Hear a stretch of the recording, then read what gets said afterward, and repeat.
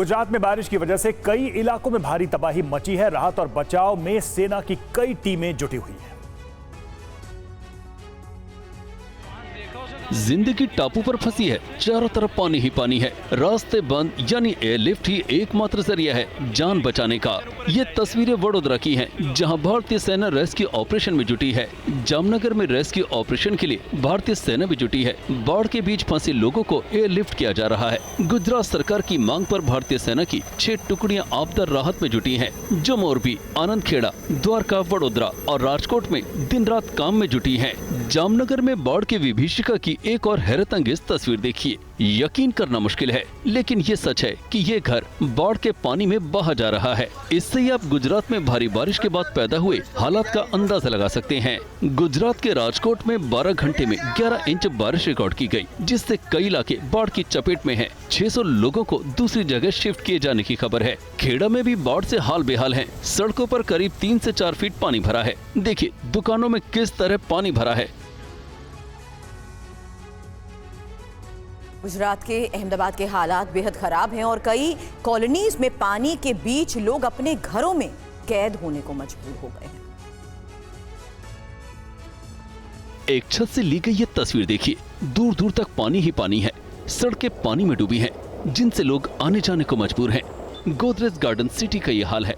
सुंदर और हरा भरा दिखने वाले शहर की सूरत ही बारिश के पानी ने बिगाड़ दी है। कई इलाकों में कमर तक पानी भरा है, जिसके बीच से लोग आने जाने को मजबूर हैं। पानी के बीच गाड़ियां जान जोखिम में डालकर लोग ले जा रहे हैं। कई घर ऐसे हैं जिनसे निकलना दूभर है, क्योंकि दरवाजे खुल नहीं सकते। चारों तरफ पानी ने पहरा बिठा रखा है। लोग घर की छतों पर कैद रहने को मजबूर हैं। इनमें सबसे बड़ी समस्या महिला और बुजुर्गों की है। 25 ईयर्स से ये प्रॉब्लम है, अभी तक सॉल्व नहीं हुआ है। बीजेपी की गवर्नमेंट हो कि कांग्रेस की हो, कोई ने डिटेल में रस लिया नहीं है। पहले तो 4-5 दिन तक रहता था, अभी चला जाता है 1-2 दिन में। अभी तक कुछ सॉल्यूशन नहीं आया। जो एरिया है वो भैरवनाथ रोड है और हमारी सोसाइटी का नाम अरुंधति पार्क है। सामने वाली सोसाइटी देवी पार्क है और हमारे यहाँ ये हर साल का प्रॉब्लम है। राजकोट में अजी नदी का कहर मंदिरों को भी अपनी चपेट में ले चुका है। लगातार अजी डैम से पानी छोड़े जाने के बाद शहरों में हर तरफ बाढ़ की तस्वीरें सामने आ रही हैं। पानी की गर्जना सुन रहे हैं, देख रहे हैं उफान। ये उफान है अजी नदी का, जिसमें इतना पानी आया है कि शहर में पानी तेजी से घुस रहा है। सड़क पर सैलाब तूफान हो चला है, जिसकी जद में मंदिर भी नहीं बचे हैं। ये तस्वीरें हैं रामेश्वर महादेव मंदिर की। तस्वीरों में देख सकते हैं मंदिर के बीच से पानी तेज रफ्तार से बह रहा है। पानी कितना ऊपर है, इसका अंदाजा आप मंदिर के इस ध्वज से लगा सकते हैं। झंडे का शीर्ष महज कुछ फीट ही ऊपर है। पानी के वेग के बीच ये अब भी लहरा रहा है। बारिश अब भी जारी है। प्रशासन लगातार अजी डैम से छोड़े जा रहे पानी के बाद जल स्तर पर नजर रख रहा है। इधर पानी कई घरों में भी घुस गया है। लोग पानी के बीच आने जाने को मजबूर हैं। राजकोट के कलावड़ रोड, 150 फुट रिंग रोड, रैया रोड, पोपटपरा, अंडरपास और कई इलाकों में पानी भर गया है, जिसकी वजह से वाहन चालकों को मुश्किलों का सामना करना पड़ा। मौसम विभाग ने 27 अगस्त को गुजरात के 7 जिलों में भारी बारिश का रेड अलर्ट जारी किया है। 22 जिलों में ऑरेंज अलर्ट और 4 जिलों में येलो अलर्ट है। साइबर अपराधी देश के मुख्य न्यायाधीश डीवाई चंद्रचूड़ के नाम का इस्तेमाल कर ठगी करने से भी नहीं बाज आए। इस मामले में सुप्रीम कोर्ट प्रशासन ने शिकायत दर्ज करवाई है। जानकारी के मुताबिक सुप्रीम कोर्ट के मुख्य न्यायाधीश डीवाई चंद्रचूड़ के नाम से साइबर अपराधियों ने कैलाश मेघवाल नाम के शख्स को फोन पर मैसेज किया। मेघवाल ने सोशल मीडिया के जरिए हुई इस धोखाधड़ी मामले को साझा किया है। हेलो, मैं सीजेआई हूँ और हमारी कॉलेजियम के साथ बहुत जल्द बैठक है। मैं कनॉट प्लेस में फंस गया हूँ। क्या आप मुझे कैब के लिए 500 रुपए भेज सकते हैं? मैं जब कोर्ट पहुँचूंगा तो पैसे वापस कर दूंगा। इसके बाद सुप्रीम कोर्ट प्रशासन ने इस मामले में शिकायत कराई है। आपको बता दें कि भारत में इस साल तेजी से साइबर फ्रॉड के मामले बढ़े हैं। मई 2024 में Indian cyber crime coordination centre की ताज़ा रिपोर्ट सामने आई थी, जिसमें कहा गया था कि भारत में हर रोज 7000 से ज्यादा साइबर क्राइम की रिपोर्ट दर्ज की जा रही है। इस साल के पहले 4 महीने में सैकड़ों करोड़ रुपए की ठगी की गई है। सबसे ज्यादा ठगी के मामले ऑनलाइन ट्रेडिंग के नाम पर की गई है। National cyber crime reporting portal पर लोग साइबर फ्रॉड की शिकायत कर रहे हैं। यूक्रेन के सूमी में टीवी9 रिपोर्टर। सूमी के कई इलाकों में रूसी हमलों के निशान, कई गाड़ियों को भी पहुंचा है भारी नुकसान।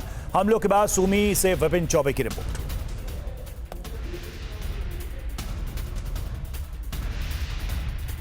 रशिया के निशाने पर सूमी है। पिछले 20 दिनों से लगातार सूमी पर मिसाइलों की बारिश कर रहा है रशिया, और इस वक्त हम उन्हीं तरह के हमलों को दिखाने के लिए सूमी में मौजूद हैं। और जिस जगह पर हम खड़े हैं, 17 अगस्त को इसी जगह पर रशियन मिसाइलों ने हमला किया था, जिसमें रिहायशी इलाकों को निशाना बनाया गया, शॉपिंग कॉम्प्लेक्स को निशाना बनाया गया और पार्किंग जोन में खड़ी हुई कई गाड़ियों को निशाना बनाया गया। सबसे पहले आप तस्वीरें देखिए उस इको मार्केट की जो पूरी तरह से छलनी हो गया है। यहां पर आकर मिसाइल गिरती है और अंदर से लेकर बाहर तक का स्ट्रक्चर पूरी तरह से डिस्ट्रॉय हो जाता है, खत्म हो जाता है। अब इस शॉपिंग कॉम्प्लेक्स को खाली करा दिया गया, लेकिन यह मिसाइल कहां गिरी, इससे नुकसान क्या हुआ, अब वो तस्वीर हम आपको दिखाने जा रहे हैं।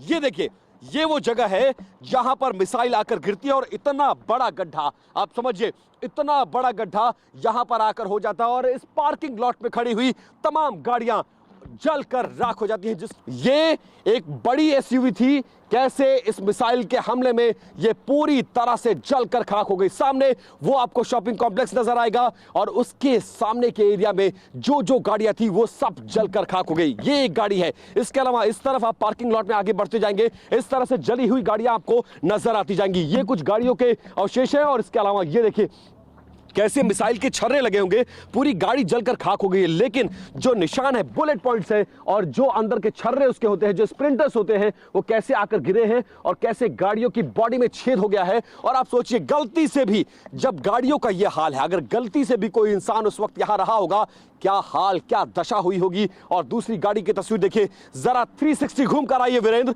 और इस गाड़ी की तस्वीर दिखाइए, कैसे ये तमाम गाड़ियां जो पार्किंग लॉट में खड़ी थी इस रेसिडेंशियल इलाके में, वो कैसे जलकर खाक हो गई हैं। एक गाड़ी, 2, 3, 4, 5 इस तरह से तमाम गाड़ियां हैं। और इसके अलावा कुछ गाड़ियां तो ऐसी थी जिनके आसपास गिरी और उसके बाद उसमें कुछ भी नहीं बचा। यहां तक कि जो लोहा भी है वो भी गल चुका है। बिल्कुल इस हालत में ये गाड़ियां हैं। ये तमाम तस्वीरें हम आपको सूमी शहर की दिखा रहे हैं। सूमी एक बड़ा सेंटर पॉइंट है। क्यों सेंटर पॉइंट है, अब हम आपको बताने की कोशिश करते हैं। दरअसल 6 अगस्त को 900 दिनों से जारी इस लड़ाई में एक बड़ा टर्निंग पॉइंट आया। वो टर्निंग पॉइंट ये था कि इसी सूमी शहर से एक बड़ी मूवमेंट हुई सेना की, यूक्रेनी सेना की, और वो सेना सीधे जाकर पहुंच जाती है रशियन इलाके में जिसे क्रुक्स कहा जा रहा है। और क्रुक्स की जंग ने पुतिन को कहीं ना कहीं रशिया में कमजोर कर दिया है। आज की तारीख में कई हजार किलोमीटर तक यूक्रेनी फौज कब्जा कर चुकी है रशियन इलाके को, और इसके साथ साथ कई हजार सैनिक रशियन मारे भी गए हैं इस हमले में।